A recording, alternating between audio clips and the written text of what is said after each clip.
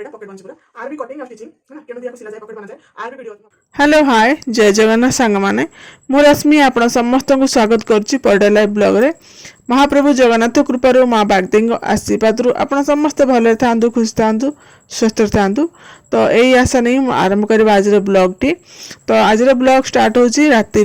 यानी जो blouse cutting रू। तो देखो मुझे ये जो ब्लाउज कस्टमर ब्लाउज गुड़ा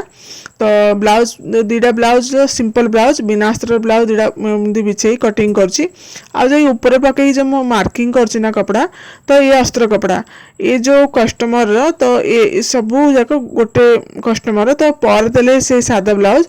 तो सादा ब्लाउज जा माने बिना अस्त्र ब्लाउज गुड़ा ताकू मु कटिंग करची जो अस्त्रटा तो कटिंग कर सारी प्रथम दीटा ब्लाउज को कटिंग करी तो गोटे सिले सारी आड़ा नेक्स्टा तो सही मेजरमेंट ही बन तेणुक से जो अस्त्र जो कटिंग करी पकई मु मार्किंग कर नौची। एथिरे कौन हम ना मोर टाइम भी बड़का हम माने जल्दी मोर काम हम जमीक कि माने ये तो कपड़ा जो अस्त्र काटती पकई मु मार्किंग कर नौची माने भाभी नियंतु ये गोटे फार्मा ठीक अच्छे जमी फार्मा पकईकि आम मैंने कटिंग कर लोक मैंने तो सही टाइप ही होगला ये तो फार्मा जो जहाँ तो मु अस्त्र को भी कटिंग करी से मेजरमेंट रे तो ताकू भी पकई मु एक्जाक्टली मार्किंग कर नौची आ जब भी फार्मा कटिंग करिए ना तो पकईकि एकदम एक्जाक्टली मार्किंग करिए फार्मा टू छोट बड़ करें ना तो कौन हम ना आम ब्लाउज रो मेजरमेंट एपट सेपट हो तो सिलेला बेले तो सिले देवे जो फिटिंग देवे ना पिंधला बेले कस्टमर तो कोपट लूज थी कोपट यानी ढिला हो यही टाइप प्रॉब्लम आसो तो मु पूरा कटिंग करनी ताकू तो ये स्लीव कटिंग करिया देखिए देखुन ये जो स्लीवटा मु पकेली तो अस्त्रटा कारण अस्त्र रे हाफ इंच तले मुड़ी कपड़ा फोल्डिंग करले हो जाउची तो यहीटा कौन ना सादा ब्लाउजटा तो से मुझे माने एक गोटे इंच अधिका नहीं तलपटू लंबारे तो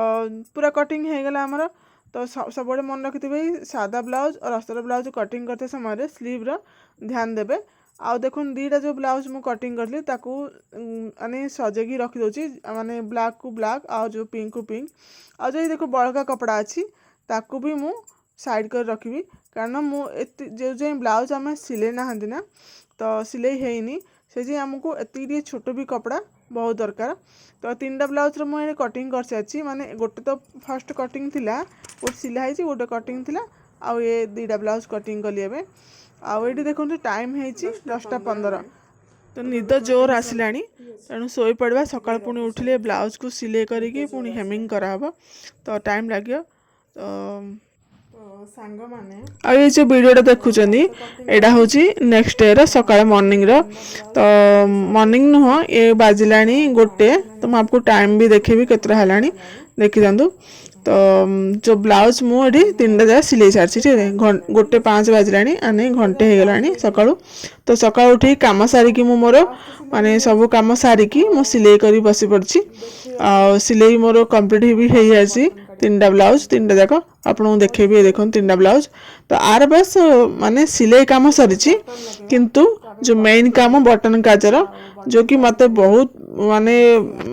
मत भी नुह समस्त को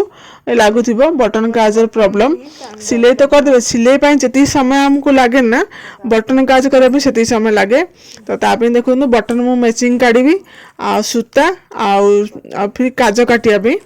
गोटे धार वाला कईच दरकार अल्प भी धार भी हेनी तो आपको तो चलतु जहाँ हूँ नित्यकर्म तो करवा आमर जो कर्म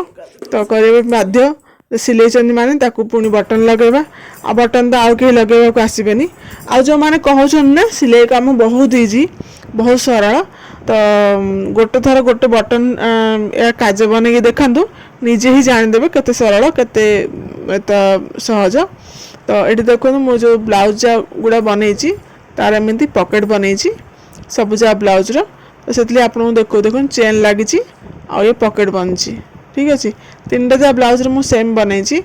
आउ गोटे जो ब्लाउज मु जो मोर आग वीडियो पकई देखिथे सेटा भी तो ये 4टा 5टा ब्लाउज गोटे कस्टमर ही तो संध्या बेले ताकू देवाक पड़ो से मुझे रात कटिंग कली पुणी सका उठिकी आपको भी सिले सारे तो ये मुझे काज लगेबी काज बटन लगेबी हुक नुह तो चलतु मुझे स्टार्ट कर मोर काम है ना। आ जो मैंने कहउन ना कि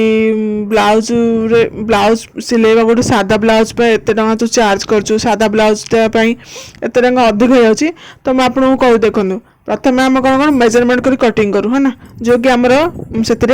भी बहुत सारा प्रॉब्लम अच्छी कार ब्लाउज रो स्लीव छोट रोचे का ब्लाउज रो माने चेस्ट साइज 32 रोचे कि चेस्ट उभार बड़ रोचे तो ताकू भी देखा पड़ी से हिसाब से आम कटिंग करूँ है ना तो से भी रिस्क रोचे पुणी यदि कटिंग कर सारा पुणी बस सिले करूँ सिले माने केते समय लगे आमको सिले करने तो अध घंटा लगे तो बसिक आम जो कंटिन्यू सिलेबू यानी ध्यान देगी से टाइम लगे पुणी हो सारापर से बटन काज और हेमिंग हुए तो पूरा प्रोसेस है बेले मान 1.5 घंटा टाइम लगे है ना। तो आपन जो 1.5 घंटा जदि एत परिश्रम कर सारापर 1.5 घंटार जो परिश्रम फलटा आमको न मिल तो आमको कर किसी लाभ ना से जीटा मुझे चार्ज बहुत कम नौ गोटे सादा ब्लाउज से मुझे अधिक नौनी तो जो मैंने भी कहन ना आर जो तो सादा ब्लाउज रेट अधिक अच्छी अधिक नुह परिश्रम ठू जीटा आम परिश्रम होड़ू कम मिलूँ आमको तेणु दयाक समस्त अनुरोध आम परिश्रमटा भी देखूँ मैंने केतेटा परिश्रम हो तो एतिक ही कह आउ तो किसी कहीपरि ग्राहक आने कस्टमर आम कस्टमर मान भगवान तो से हिसाब से आप जहाँ कहे ठीक। तो सांग माने एबे टाइम केतना मैं देखो आपन को टिके रुंदु 3टा हलानी 3टा बाजला तो मैं सेते बसती सिलाई करने आपको देखी है ना। ये देखो 4टा ब्लाउज रे से 3टा ब्लाउज देखी आपको है ना तो सब जार बटन बटन काज होइचे ए 2टा ब्लाउज रे भी एथरे भी बटन आ काज होइचे 3टा गोटे कस्टमर ही माने आउ भी देखो ए ब्लैक कलर बटन था तो मुझे बैंगनी कलर बटन लगे